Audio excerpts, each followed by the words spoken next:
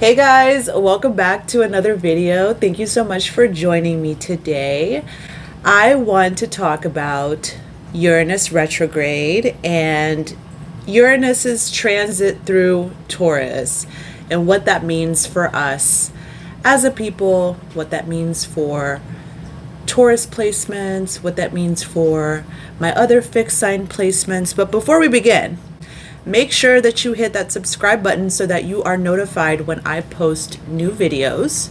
Also, make sure you drop a like because that helps the algorithm and it tells me that you enjoy my content so that I can keep filming content like this. My name is AstroBaby91, otherwise known as AstroBaby, otherwise known as E, and I'm an astrologer, a tarot card reader, and a coach. If you want your own personal service, you want your own astrology service or tarot service, you check out my LinkTree. It's LinkTree / AstroBaby91. And there you can find my newsletter, my Patreon, my X, not my X, but Twitter X. Formerly known as Twitter. I still call it Twitter. I don't know about you. You can also find my booking form. And last but not least, my free shadow work ebook. I actually have another ebook that's available on Amazon. I will add that to the description box below so you can go and check it out. It is my AstroBaby journal, where you can journal based on your astrological houses. It's really, really cool. But let's get started. So Uranus is represented by a glyph that looks like this. It kind of looks like an antenna to me, which makes a lot of sense given what it represents. But this is Uranus. We're not going to have any jokes about how you say that name, okay? It's not Uranus, it's Uranus. And Uranus is an outer planet, otherwise known as a generational planet. And this means that its transits are so large, they take up so much time that it affects large swaths of people. It affects generations of people. Outer planets are not going to affect us on an individual level unless it's transiting the first, the fourth, the seventh, or the 10th house. You're not going to feel its effects as much as you're going to see it on a grand scale across populations of people, across groups of people, across a generation. Now, Uranus rules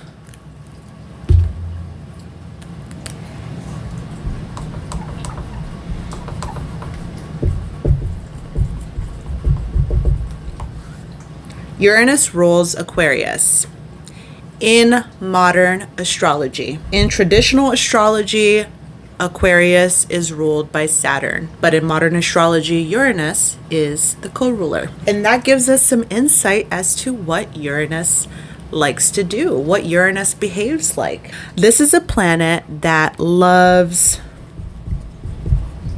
to revolutionize, make these big drastic changes. It likes to shake things up.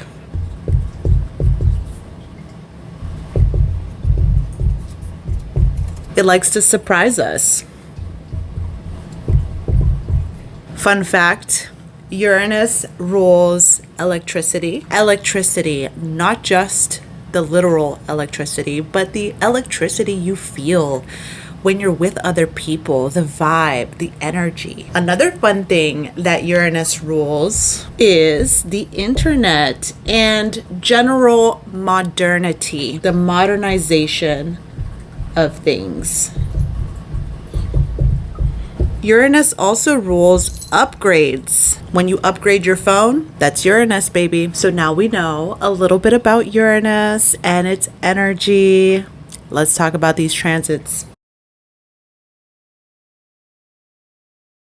Uranus has been in Taurus, which is fixed Earth, since 2018. And it'll stay there in that sign until 2026 when it moves into Gemini. Uranus likes being in Gemini way more than it likes being in Taurus. And I'm going to tell you why. So Uranus is associated with the sign of Aquarius, which is all about the future. It's about new age. It's about progress and progressiveness overall. And Taurus, on the other hand, is way more low-key. Here comes Eli. Hi, Eli. Move out the way, please. Thank you. When Uranus has to transit a sign like Taurus, it has to do things like slow down. Changes are slower to take hold or take place. Uranus has to be more considerate of its environment, of resources available, accessibility, equity, and it has to be more thorough. All of which it doesn't like to do because Uranus loves things to be speedy, intelligent, quick, upgraded, revolutionized in the future. But if Uranus doesn't cross this place right here, we don't get any sort of advancement and progress in things like water, food, shelter. During Uranus's transit through Taurus, we've had a lot of conversations about things like water, accessibility to clean water, and what that would require out of a city's infrastructure. Food prices have been all over the place with inflation, but also farming, agriculture, the choice of food. Will there be new ways of farming? Will there be new types of food? We already have lab-grown meats coming into the conversation. That's advancement in our food. We no longer have to rely on eating animal products if we don't want to. We've had the rise in different kinds of milk, oat milk, almond milk, soy milk, all the milks. There's literally a milk for everything. Shelter, accessibility to a safe and clean and appropriate living environment. All of these things have been brought up into question in the past few years since Uranus has started transiting the sign of Taurus. So, very important transit, even though it has taken us out of the existing spaces and places and situations that we're used to and taking us into a new world. Also had a lot of conversation about clean air and climate change. Taurus rules nature, so that makes sense. Uranus rules air travel. We've been talking a lot about private jet use and how that impacts the environment. Everything to do with nature and the environment is Taurus. So we know that Uranus has to do with change and shakeups and revolutions. It's very exciting, very surprising.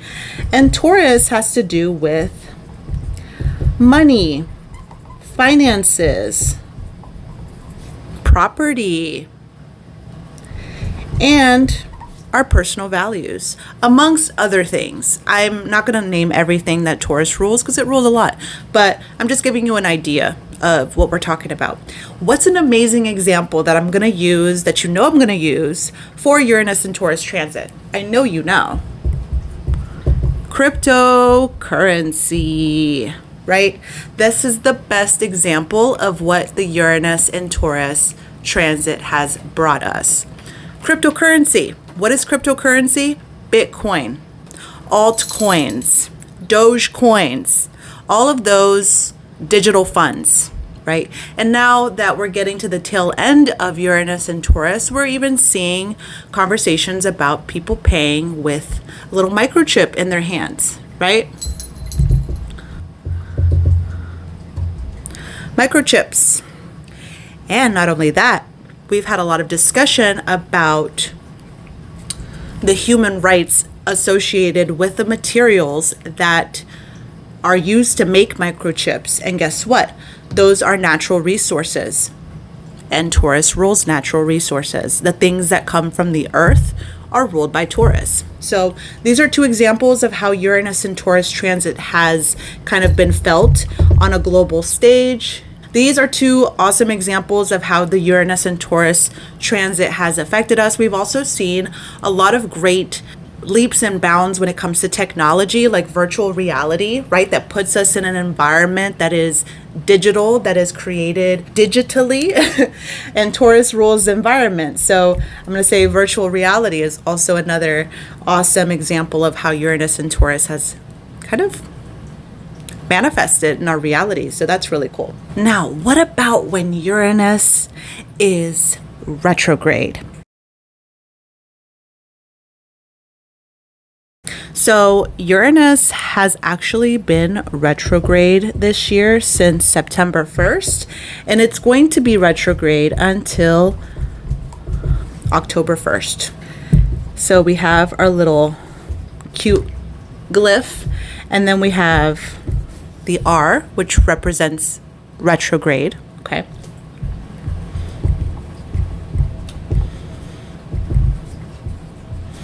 In Taurus. What happens when Uranus is retrograde? So we get things like stagnation. What is stagnation? When things do not change, they stay the same.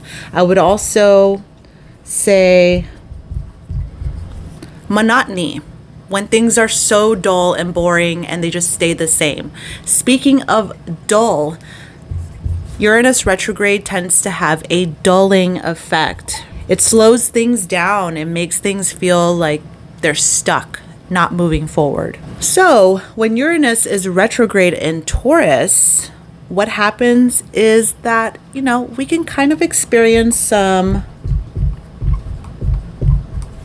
downgrades in natural resources, environments needing repair,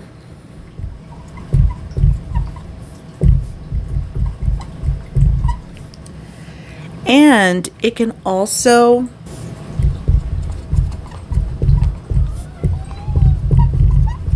we have Zeke joining us to the side. I wish you could see him. He's very baby and he wants to say hello, but he's not allowed to jump on my table. Okay. Eli's not allowed either, but Eli's an Aries and she doesn't listen to anybody. There's Zeke. Okay, you can be up here if you just sit down. So it can make financial markets more predictable, and it can also affect, it could affect the property values as well. It can bring down property values, all kinds of things. But it is necessary to take a good look at your environment and the settings that you're in to make sure that you haven't outgrown them, because during Uranus retrograde in Taurus, it's really easy to see where it is that you don't belong anymore and where it is that you have to kind of leave behind because the settings aren't correct. And I have a great analogy for that, so I'm going to use that analogy right now.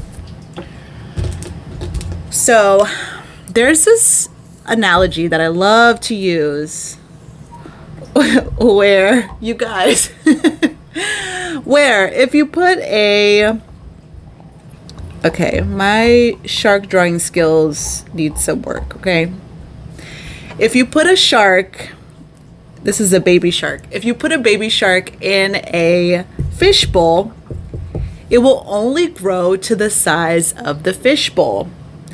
So this is a great analogy for when you're in a place that is not conducive to your growth, because unfortunately, in order to grow, you need to experience change. And you need to be willing to take those risks to come out of your fishbowl. So we need to jump out of that fishbowl. No more fishbowl for the shark, because if the shark is growing up in the ocean, he's going to grow to his full size. But since he's stuck in this little fishbowl, he's only going to grow to a tiny size, and that's it. So really important analogy for Uranus retrograde. This is a great time for you to look around you, see where it is that you don't click with anymore, you don't vibe with anymore, you feel stuck in a given environment or around a specific group of people. Maybe your values have changed. Maybe there's a need for you to make those upgrades and make those changes. So for Taurus, this is affecting their first house of self. So my Taurus risings and Taurus personal placements, they may feel stuck as to what they should do. What choice or decision should they make? What step should they take next? Okay? They may be even sort of outdated in their style and appearance, like having an outdated haircut or doing your makeup in a way that ages you. Like that's very much Uranus retrograde, because it's in the first house of self, and that does rule the appearance. But there's also stagnation in Taurus risings and Taurus placements development as people. So they may feel stuck, sort of like arrested development.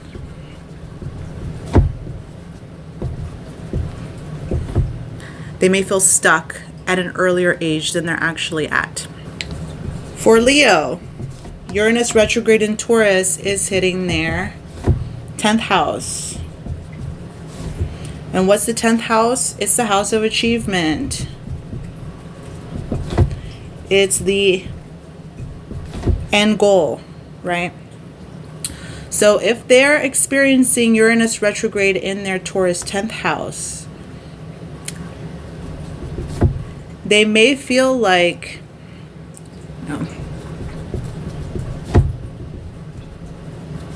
their public image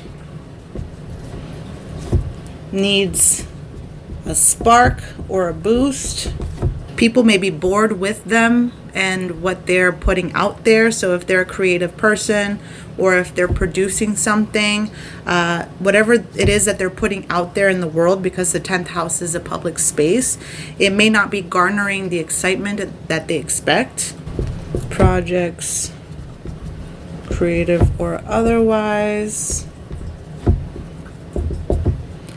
not making a splash. Leo placements, Leo risings may feel like they've taken a big step back in their finances or in their property, specifically the management of a property or of a contract of sorts. They may feel like they've taken one step forward and then two steps back. Stagnation, once again. Acquisition or closeouts in business. Next we have Scorpio. Uranus retrograde in Taurus is hitting their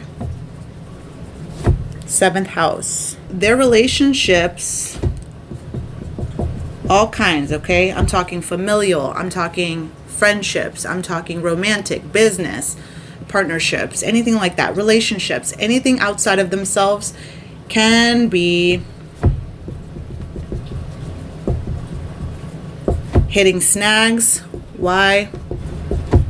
Outdated interpersonal skills. So not relating to people in a way that's modern and fresh and keeping up with the pace of things and how the times are changing. So they're not doing that. So what happens is you can create some stagnation in your relationships.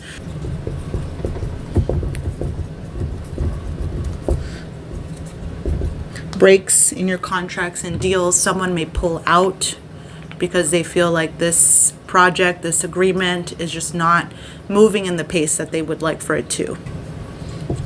Aquarius.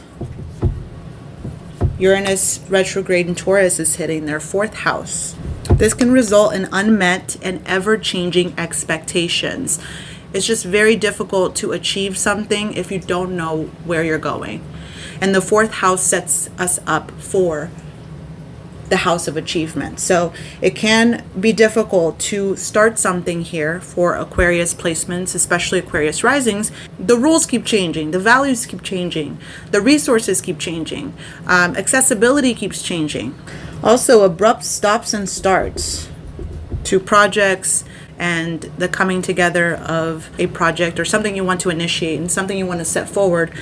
There could be issues with abrupt stops and starts, bumper to bumper traffic. Not saying literally, but in terms of your life and how it's going. This period of time may feel, stagnant and even boring. If you enjoyed this video and you want more astrology videos, make sure that you subscribe to my channel and you drop a like. It really helps the channel. It really helps me out so that other people can see this video too. It helps in the algorithm. Check out the other links that I have there. But thank you so much for joining me today. I hope to talk to you soon. This is AstroBaby 91. Bye.